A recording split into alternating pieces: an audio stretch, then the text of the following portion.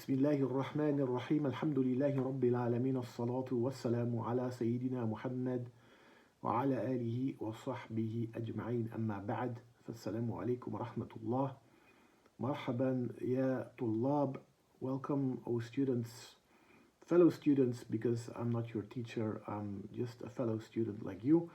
Welcome in this dars, welcome in this lesson where we read and study the book آداب المعلمين والمتعلمين by Shaykh Abdurrahman bin Nasir al-Sa'di or al-Sa'di rahimahullah from Saudi Arabia, or from the country now known as Saudi Arabia.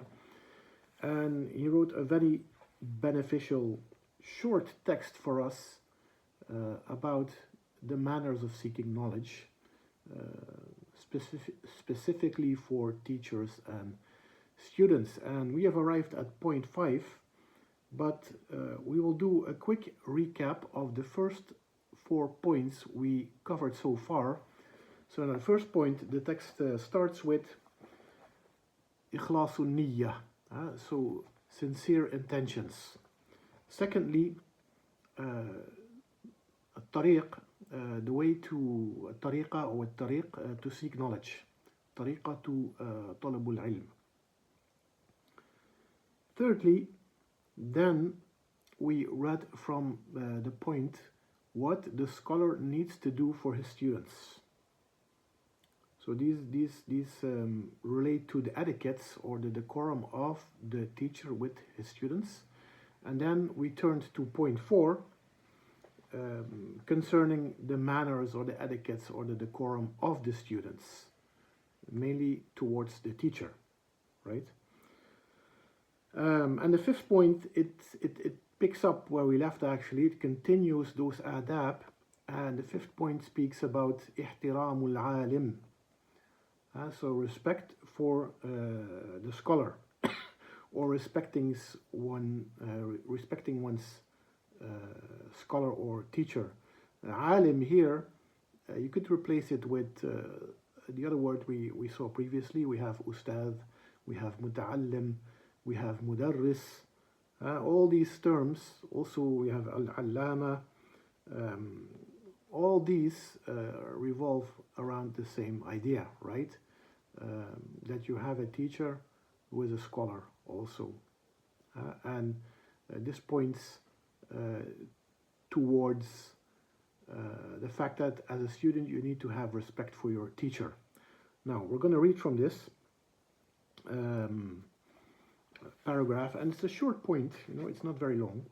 Okay. ولا يخرج عن إشارته وإرشاده وليجلس بين يديه متأدبا ويظهر غاية حاجته إلى علمه ويدعو له حاضرا وغائبا وإذا أتحفه بفائدة وتوضيح لعلم فلا يظهر له أنه قد عرفه قبل ذلك وإن كان عارفا له، بل يصغي إليه إصغاء المطلب بشدة إلى الفائدة. هذا فيما يعرفه، فكيف بما لا يعرفه؟ ولهذا كان هذا الأدب مستحسنا مع كل أحد في العلوم والمخاطبات في الأمور الدينية والدنيوية. So this is what the author wrote here, and the translation that will go as follows. The student does not contradict his teacher's direction. So he does not ولا يخرج عن إشارته وإرشاده.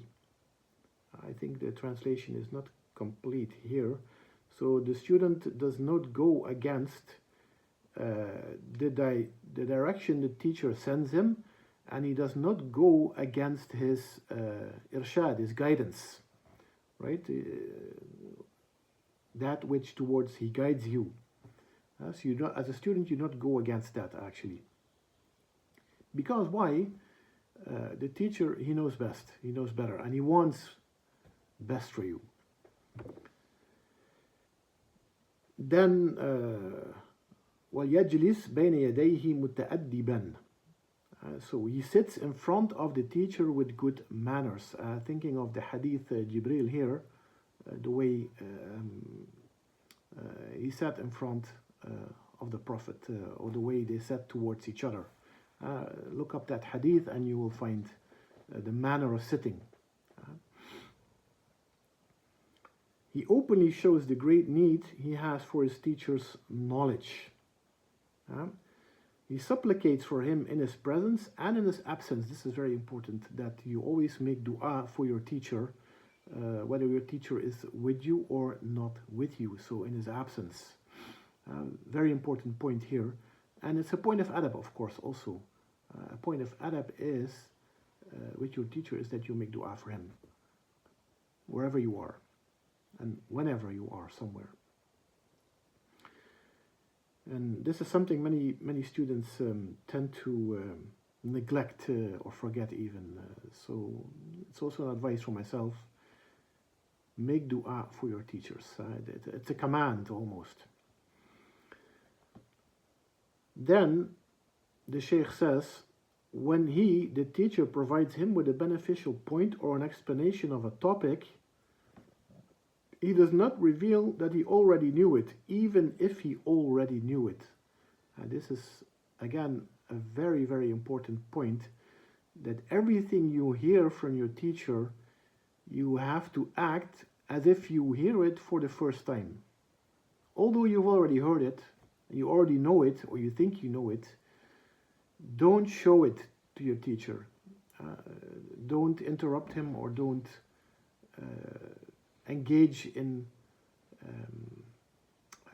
discussion with him about this, thinking you might know better even. Just keep quiet and listen and take from him. And that's also what the Shaykh says. Instead, he listens attentively, like one searching for benefit diligently. If this is how we should be regarding things which he already knows, then what about the things he's actually learning? This mannerism is actually recommended. Recommended here, mustahsanan, so it's mustahsanan, it's mustahab, it's sunnah, you could say. It's recommended when studying from any teacher in all sciences and disciplines, whether religiously or worldly, diniya or dunyawiya. So this shows also that even you need to respect those teachers you have who are teaching you in dunyawiya matters. That could even extend, I think, and that's my own interpretation here, extend to your non-Muslim teachers.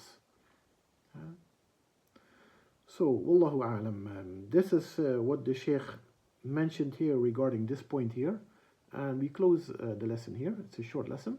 I hope it was of benefit, and we will see you in the next lesson concerning or regarding the next point, inshallah.